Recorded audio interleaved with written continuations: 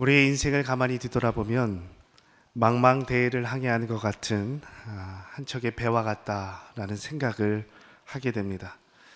그래서 잔잔하고 평화로운 바다를 지날 때도 있지만 예기치 못한 태풍을 만나서 겉은 파도에 휩쓸려 갈 때도 있습니다. 내 힘으로 어찌할 수 없는 고난을 맞이할 때도 있다라는 말씀입니다. 그래서 살아도 사는 것 같지 않은 절망의 순간을 마주하기도 합니다. 이런 생각을 하다 보면 떠오르는 영화 한 편이 있습니다. 바로 2001년 개봉했던 톰 행크스의 캐스트어웨이라는 영화입니다. 여러분 보셨습니까? 워낙 옛날 영화고 한데 영화의 내용은 이렇습니다. 주인공 청 놀랜드는 택배 회사 페덱스의 임원입니다. 그는 잘 나가던 사람이었습니다. 1분 1초를 다투며 시간을 통제하던 관리했던 그런 사람이었습니다. 그런데 불행하게도 비행기 추락사고로 인하여서 무인도에 갇히게 됩니다. 말 그대로 무인도입니다. 사람의 손길이 닿지 않는 그런 곳이었습니다. 불러봐도 찾아봐도 아무도 없습니다. 공허한 메아리뿐입니다.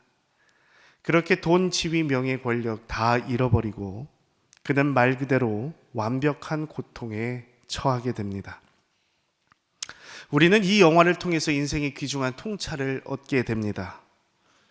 모든 것을 빼앗긴 상황에서도 여전히 선택할 것이 남아있다라는 겁니다. 무인도라는 절망 속에서도 그는 선택해야만 했습니다. 생명을 택할 것인가, 죽음을 선택할 것인가, 저주하며 원망 가운데 사라질 것인가, 인생을 포기할 것인가. 그럼에도 언젠가 찾아올지 모르는 구원의 손길을 기다리며 생을 이어갈 것인가. 그는 선택해야만 했습니다. 그리고 이 절박한 상황에서도 삶을 선택하게 만드는 두 가지가 있다라는 거예요. 바로 관계와 사명입니다. 주인공은요, 떠내려온 배구공에 피를 묻혀 손 도장을 찍습니다. 그리고 그곳에 얼굴을 그립니다. 이름을 부릅니다. 윌슨. 여러분, 이는 미친 것 같이 보여도 누군가와 소통해야만 살 수 있는 인간의 본성을 보여줍니다. 그렇잖아요. 우리는 관계가 있어야 인생, 생명을 이어갈 수 있습니다. 혼자 살 수 없어요. 또한 주인공은 사명이 있었습니다. 밀려온 소포 중에서 뜯지 않은 상자가 하나 있었습니다. 내가 돌아가서 꼭 전해주리라. 내가 반드시 전해주리라 라는 사명이 생겼습니다. 종합하면 그는 여전히 선택해야 했고요. 배구공 윌슨과의 관계, 그리고 뜯지 않은 소포라는 사명이 극단적인 현실 속에서도 인생을 이어가게 하는 원동력이 되었다라는 말씀입니다. 여러분은 어떠십니까? 오늘 어떤 선택을 하고 사십니까? 그럼에도 삶을 이어갈 인생의 관계가 있으십니까? 내가 이 땅에 존재해야 할 사명이 있으십니까? 그 목적이 있냐라는 말씀이죠. 오늘 우리가 읽은 본문의 주인공 요셉 또한 이와 같은 인생을 살았습니다. 그도 고통의 바다 무인도에 갇힌 삶이었지요. 17의 나이로 노예로 팔려갑니다. 그리고 그곳에서 억울하게 누명을 쓰고 지하 감옥에 갇히게 됩니다. 이는 스스로 택한 것이 없는 고통입니다. 어찌할 수 없는 이 고난 속에서 그는 선택해야만 했습니다. 형들을 저주하고 세상을 원망하며 사라질 것인가? 그렇게 세상과 동화되며 하나님을 저버리며 살 것인가? 하지만 우리는 알고 있지요. 요셉은 그 절망의 밑바닥 속에서도 거룩을 택했습니다.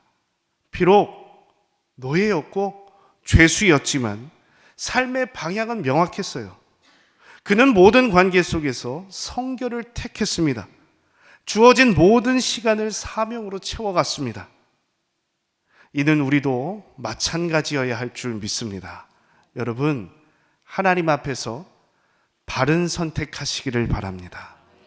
선한 관계로 아버지께 영광 올려 드리시기를 바랍니다.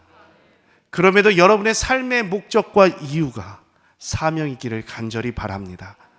함께 오늘 말씀을 통해서 우리는 어떠한 자세로 인생을 살아가야 하는지, 어떻게 요셉은 그럼에도 불구하고 선한 길을 택할 수 있었는지 함께 영적인 교훈을 찾고 기도의 제목을 삼고자 합니다. 첫째로 하나님 대신하지 말라입니다. 하나님 대신하지 말라. 우리가요, 무언가 선택하기에 앞서서 생각해야 할 것이 있습니다. 바로 하나님의 시선입니다. 하나님은 오늘을 어떻게 보실까? 나를 어떻게 보실까? 그럼에도 하나님은 뭐라 하실까? 하나님의 판단과 기준을 생각해야 할 줄 믿습니다. 자, 오늘 말씀 보시면 이를 생각하지 않았던 사람들이 등장합니다. 바로 요셉의 형들입니다. 15절 보시면요, 이 형들은 두려웠어요. 이제 아버지가 돌아가셨는데 새 시대가 왔는데 혹시 요셉이 보복하면 어떡하지? 지난날의 과거가 있으니까, 과오가 있으니까 요셉이 복수하면 어떡하지? 걱정이 되는 거예요. 똑같이 외국에 팔아버리면 어떡하지? 지하 감옥에 쳐넣으면 어떡하지? 어쩌면 이들은 복수하지 않겠다라는 요셉의 말을 또 듣고 싶은 겁니다. 이미 창세기 45장에서 그렇게 눈물로 화해했는데 그럼에도 그 마음을 확인하고 싶은 거예요. 이에 요셉은 딱 한마디로 형들을 위로합니다. 19절 보시면 두려워하지 마소서 내가 하나님을 대신하리이까. 그렇습니다. 이것이 형들과 요셉의 차이입니다. 형들의 인생은요, 사실 어떻게 해서라도 얘의 인생입니다. 형들은 어떻게 해서라도 요셉이란 문제를 삶에서 치워버리려고 했어요. 걸리적거리니까. 요셉이 다 차지해버릴 것 같으니까. 어떻게 해서라도 요셉이 죽었다고 아버지께 포장하려고 했어요. 어떻게 해서라도. 어떻게 해서라도 요셉에게 확답을 듣고 싶어 했어요. 내가 복수하지 않겠노라고. 죽이지 않겠노라고. 이 모든 것이 무엇입니까? 하나님을 대신하는 잘못된 선택이었다라는 겁니다. 반면에 요셉을 보시기 바랍니다. 요셉의 고난은 언제 끝날지 모르지요. 언제 이 어두운 터널과 같은 고통이 끝날지 몰라요. 그럼에도 처해 있는 곳에서 그는 항상 하나님을 생각했습니다. 보디발의 아내 앞에서도 내가 하나님 앞에서 어떻게 죄를 짓겠습니까? 형들 앞에서도 내가 하나님을 어떻게 대신하겠습니까? 그렇습니다. 요셉은 하나님이 나를 보고 계시다는 사실, 여전히 내 삶에 주목하신다는 사실을 알았습니다.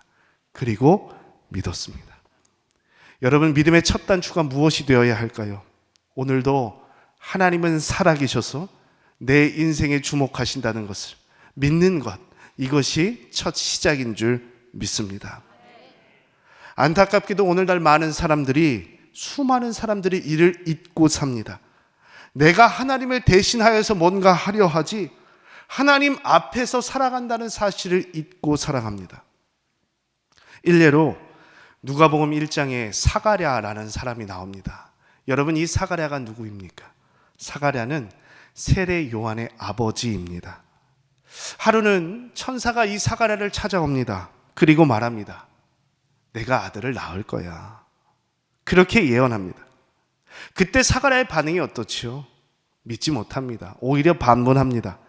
내가 나이가 들었는데, 이렇게 늙었는데 내가 어떻게 아들을 갖겠습니까? 내가 이렇게 이야기하죠.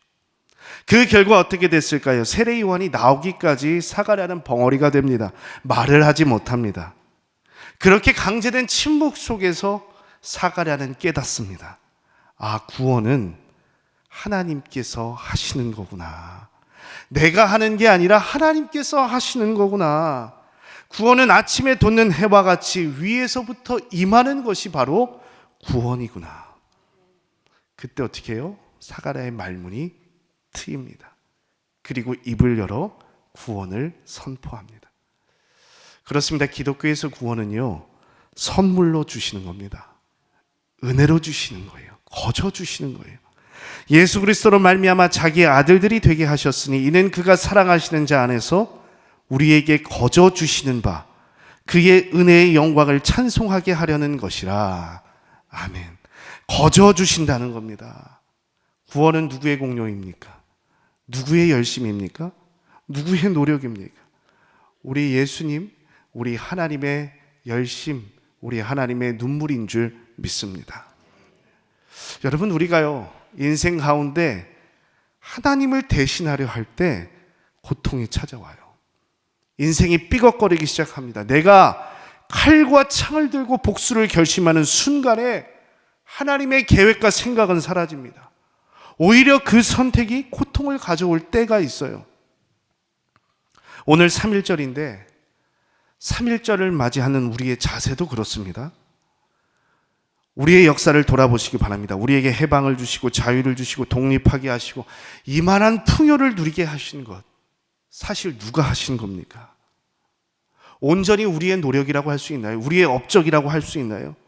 그렇게 이야기한다면 역사를 모르는 것이죠. 현실적으로 말하면 이 나라의 새 아침은 하나님의 은혜인 줄 믿습니다. 구한말 이 한반도 열방의 각축장이었습니다. 청나라, 러시아, 일제, 저 제국들은요 전쟁까지 벌여가면서 이 나라를 차지하려고 했어요. 하지만 하나님 어떻게 하셨습니까? 누구의 땅도 아니라 여기에 교회를 세우셨습니다. 그리고 복음으로 시작하는 나라가 되게 하셨습니다. 무엇입니까? 은혜인 줄 믿습니다. 3.1운동 민족대표 33인 중에 16명이 기독교인이었습니다. 나중에 재헌국회 209명 중에 50명이 기독교인이었습니다. 당시 기독교 인구가 민족 전체의 2천만 명 중에 2%가 채 되지 않았습니다. 나라가 예수 믿어야 산다 하는 사람들이 생겨나기 시작했어요. 그 사람들로 하나님은 새 역사를 이루신 겁니다. 어떻게 기독교 없이 이 나라를 설명할 수 있을까요? 교회의 부흥과 함께 성장한 것이 이 나라였다라는 겁니다. 다시 맞이하는 3.1절, 여러분 하나님을 대신하지 마십시오. 3.1절의 정신은 세계 역사 유래상 가장 먼저 시도한 비폭력 운동임을 잊지 마시길 바랍니다. 쉽게 판단하시고 편가르시고 적대하지 마시기 바랍니다. 여러분, 우리가 나라를 위해서 기도해야 할 줄 믿습니다. 사실 기도란 무엇일까요? 거저 주시는 바, 우리에게 거저 주시는 아버지께 내어 맡기는 것이 기도인 줄 믿습니다. 여러분 생각해 보세요. 요셉도요 별명할 거 참 많았을 거예요. 어렸을 때 얼마나 요셉이 떠벌이였습니까? 꿈꾸면 바로 가서 이야기하잖아요. 쪼르르 달려가서 이야기하고 고자질하고. 이게 요셉이었습니다. 할 말이 참 많았을 거예요. 하지만 원망과 비난, 정죄, 잘잘만 모두 털어버리고 내가 하나님의 자리를 대신하지 않겠습니다. 하나님을 대신하지 않겠습니다. 이것이 오늘날을 대하는 이 시대 우리의 자세가 되어야 할 줄 믿습니다. 그리할 때 언제나 우리의 예상을 깨고 다가오신 하나님, 선한 길로 인도하신 하나님의 역사가 우리 가운데 있는 줄 믿습니다. 둘째입니다. 내 고통도 하나님의 시간표 안에 있습니다. 내 고통도 하나님의 시간표 안에 있습니다. 여러분 20절 말씀 보시길 바랍니다. 오늘 말씀 20절이거든요. 20절 말씀 제가 받들어 읽겠습니다. 당신들은 나를 해하려 하였으나 하나님은 그것을 선으로 바꾸사 오늘과 같이 많은 백성의 생명을 구원하게 하시려 하셨나니. 아멘. 여러분 누가 바꾸신 거예요?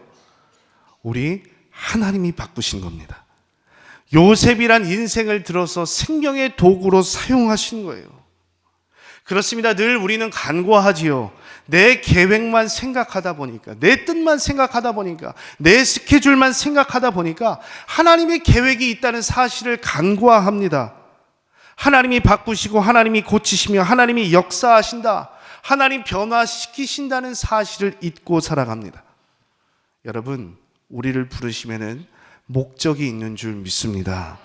부르시면은 이유가 있는 줄 믿습니다. 그럼에도 선한 길로 인도하신 하나님, 이것이 오늘을 살게 하는 이유인 줄 믿습니다. 여러분, 그래서 기독교에서의 사명은요, 내가 이것을 해보겠습니다, 내가 이렇게 하겠습니다, 이것이 아니에요. 거대한 하나님의 구원 역사, 하나님의 시간표 안에서 우리에게 주신 말씀 하루하루 순종하다 보면 어느 순간 이루어지는 것이 사명인 줄 믿습니다. 여러분, 그러므로 누가 하십니까? 하나님이 하시는 거예요. 역사는 하나님이 이루어 가시는 거예요. 우리 연약한 인생을 들어서 선한 길로 인도하시는 것이 하나님이신 줄 믿습니다. 그래서 우리가요, 이 말씀을 대하면서 요셉의 인생을 다시 한번 생각해 봐야 합니다. 흔히 요셉을 이야기할 때 우리가 그렇잖아요. 고난 끝 행복의 시작이라고 이야기하지 않습니까? 그래서 젊은 시절 고생을 하다가 나중에 총리 되는 이야기로 생각을 합니다. 마치 동화를 읽을 때에 나중에 이후에 행복하게 잘 살았더라 라고 끝맺는 것처럼 그렇게 생각할 때가 있습니다. 하지만 여러분, 저는 그렇게 생각하지 않습니다. 아마도 요셉의 고통은 총리가 되어서도 계속되었을 것이다 라고 생각을 합니다.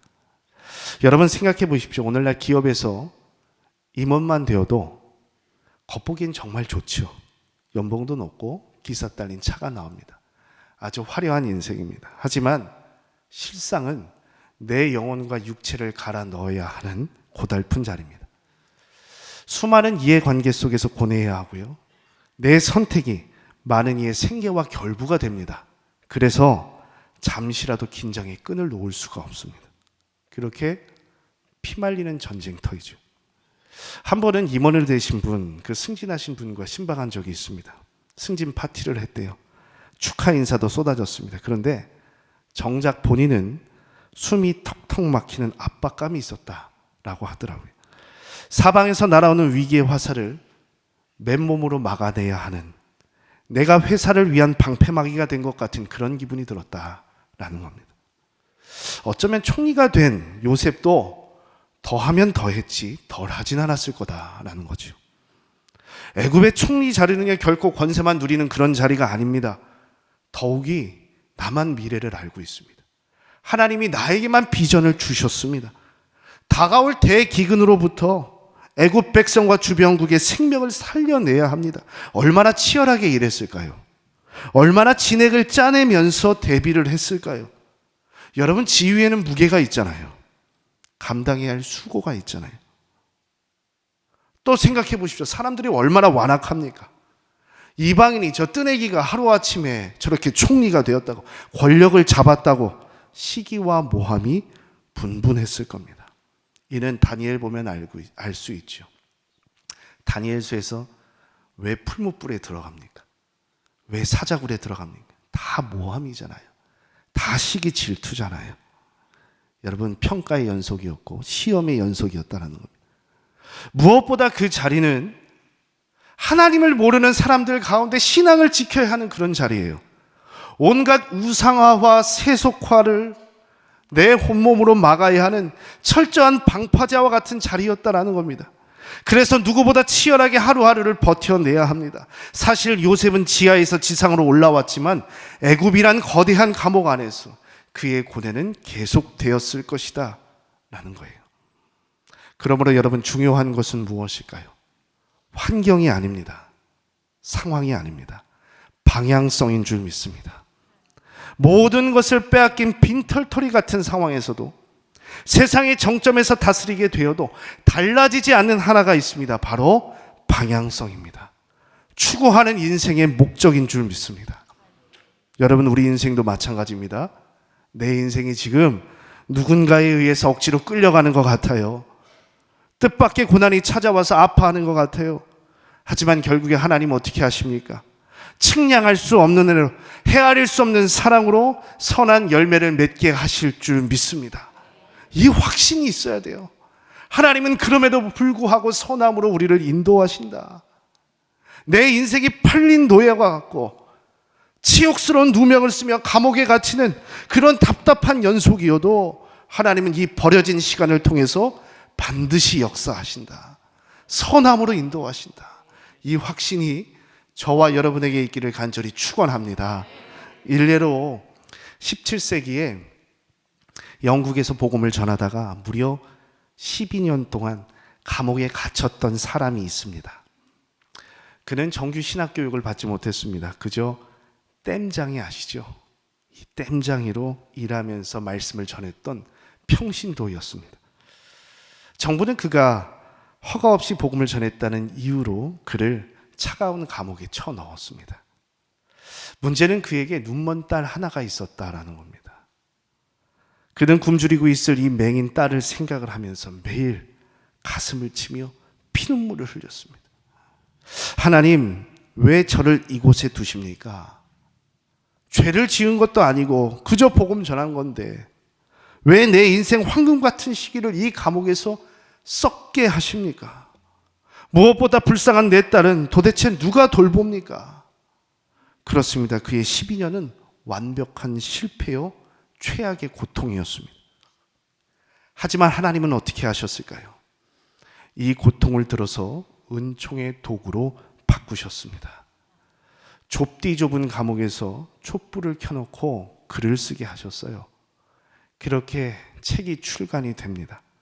바로 성경 다음으로 많이 팔린 철로 역정이라는 책입니다. 존 버년의 철로 역정은 감옥을 은혜의 틀로 바꾸신 하나님의 명작인 줄 믿습니다. 그렇습니다. 사랑하는 성도 여러분, 우리도 마찬가지입니다. 분명히 내 인생 가운데 멈춰 세우실 때가 있어요. 그리고 잘 풀리게 하실 때도 있습니다. 이 모든 것이 무엇입니까? 하나님의 시간표 안에 있습니다. 비록 지금은 알지 못하지만 결국 선함 가운데로 인도하실 그 하나님 붙드시고 오늘도 승리하는 저와 여러분 되기를 간절히 축원합니다. 끝으로 십자가 은혜로 화해하라입니다. 십자가 은혜로 화해하라. 오늘 말씀에서 요셉은요, 형들을 용서합니다. 이게 칼을 들어서 단죄해도 되는데 그는 형들을 용서합니다. 어떻게 이것이 가능했을까요? 요셉 스스로가 하나님 앞에 용납된 존재임을 깨달았기 때문입니다. 자, 오늘 말씀과 비슷한 말씀이 있습니다. 창세기 45장입니다. 45장 7절에서 8절까지 말씀이거든요. 우리 같이 찾아서 한 목소리로 읽겠습니다. 45장 7절에서 8절입니다. 창세기 45장 7절에서 8절 우리 함께 읽겠습니다. 하나님이 큰 구원으로 당신들의 생명을 보존하고 당신들의 후손을 세상에 두시려고 나를 당신들보다 먼저 보내셨나니 그런즉 나를 이리로 보낸 이는 당신들이 아니요 하나님이시라. 하나님이 나를 바로에게 아버지로 삼으시고 그 온 집의 주로 삼으시며 애굽 온 땅의 통치자로 삼으셨나이다. 아멘. 여러분, 요셉의 고백입니다. 하나님이 나를 보내셨습니다. 하나님이 나를 구원의 도구로 사용하셨습니다. 거대한 하나님의 시각으로 볼 때에 요셉은 용서할 수 있는 거예요. 아, 주체가 저들이 아니었구나. 형들이 한 것이 아니었구나. 내 고통까지도 생명을 구원할 도구로 삼으셨구나. 거대한 구원 역사로 보니까, 하나님의 시각으로 보니까 화해할 수 있는 거예요. 그러므로 요셉의 길은 무엇입니까? 예수님의 길을 상징합니다. 요셉의 고난을 통해서 생명과 화해로 이루어졌듯이 예수님의 고통을 통해서 새로운 시대가 열렸습니다. 율법과 저주가 다스리는 나라가 아니라 은혜와 진리가 다스리는 시대가 열렸습니다. 하나님과 원수된 우리를 이루시고 화해를 이루셨다. 사랑하는 성도 여러분, 오늘 3.1절 107주년 되는 날입니다. 일제강점기 아주 참혹한 시대였죠. 민족사로 보면 주권을 빼앗기고 자유를 짓밟히는 그런 고통의 시간이었습니다. 무수한 선조들이 억울한 피를 흘렸습니다. 형언할 수 없는 수탈을 당했습니다. 그래서 우리 안에 무엇입니까? 여전한 원한과 아픔이 있습니다. 문제는요, 이것이 오늘날 분열로 이어진다는 데 있어요. 안타깝게도 이 문제가 오늘날까지 분쟁을 조장하는 도구로 사용된다는 겁니다. 이게 너무나도 당연해서 이부 때는 말씀을 안 드렸는데, 이는 과거를 묵인하라, 일제를 용인하라, 이런 말이 아닙니다. 그게 아니라 우리 안에 여전히 과거에 묶여서 하나 되지 못한다면, 서로 잘잘못만 따지고 있다면, 여러분, 우리는 미래로 향할 수 없습니다. 내일로 향할 수 없습니다. 자, 107년 전 1919년 3월 1일 민족 대표들이 낭독한 기미 독립선언서를 보시기 바랍니다. 정말 놀라움을 금치 못합니다. 단순히 피 끓는 적개심이 아니라 새 시대를 향한 선언이 여기 들어있어요. 보시면 이렇게 나와 있습니다. 현재를 준비하기에 바쁜 우리에게 옛부터의 잘못을 따져볼 겨를도 없노라.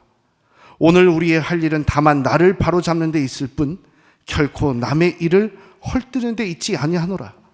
새하늘과 새 땅이 눈앞에 펼쳐지누라. 힘의 시대는 가고 도의의 시대가 오느나 새 문명의 서광을 인류의 역사 위에 던지기 시작하느냐. 무엇입니까? 고통을 준 압제자를 향한 복수가 아니라 상생과 평화, 화해의 시대를 선포한 것입니다. 그렇게 3.1 운동의 정신은 원수까지도 사랑하고 십자가로 화목을 이루신 기독교 복음에 기초하고 있다 해도 과언이 아닙니다. 이들의 구호는요, 조선 독립 천세가 아니었습니다. 대한 독립 만세였습니다. 과거로의 회귀가 아니라 새 시대의 자유와 독립을 위한 그런 새 시대를 향한 만방의 선포였다라는 겁니다. 그렇습니다. 여러분, 화해는 단순히 덮어놓고 잊어버리는 것이 아닙니다. 그렇다고 화해는 상처 입은 과거에 묶여서 원망만 하는 것도 아닙니다. 진정한 화해는 무엇입니까? 내가 겪고 있는 이 현실조차 하나님의 시간표 안에 있음을 확신하고 하나님께서 반드시 새 시대로 이끄실 것을 신뢰하며 나아갈 때에 과거를 극복하는 것이 화해인 줄 믿습니다.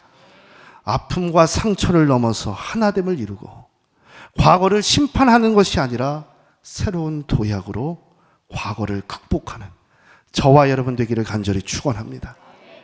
이는 우리 삶도 마찬가지입니다. 사랑하는 성도 여러분, 지금 여러분의 인생이 고난의 태풍을 지나고 계십니까? 내 삶이 통제력을 잃어버리고 무인도에서 표류하는 것 같은 그런 고독을 느끼십니까? 그럼에도 우리를 향하신 부르심에는 결코 후회하심이 없습니다. 하나님의 시선에서 선택하시고 오늘도 부르신 사명을 붙잡으시고 관계를 새롭게 함으로써 상처난 일을 끌어안는 사람, 화해와 용서 새 시대의 사람으로 거듭나는 저와 여러분 되기를 간절히 축원합니다. 기도하겠습니다.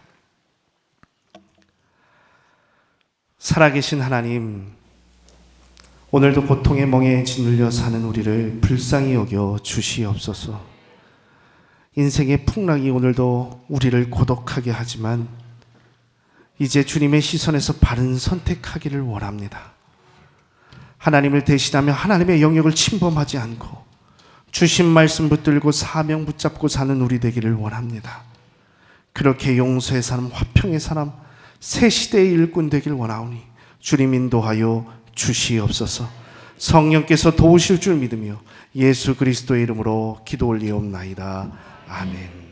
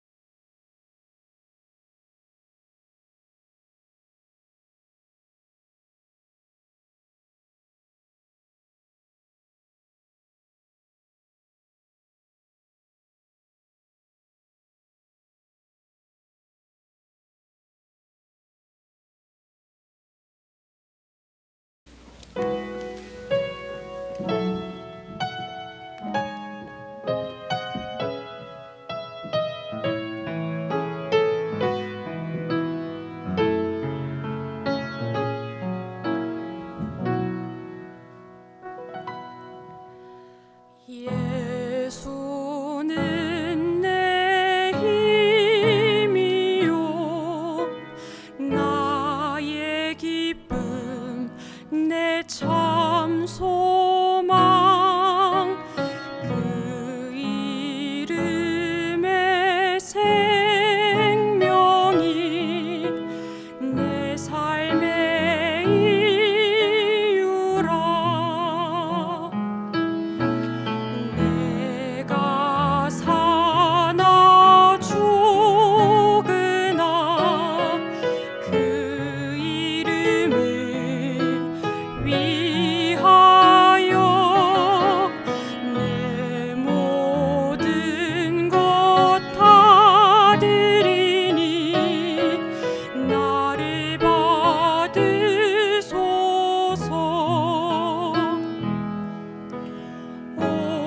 직주만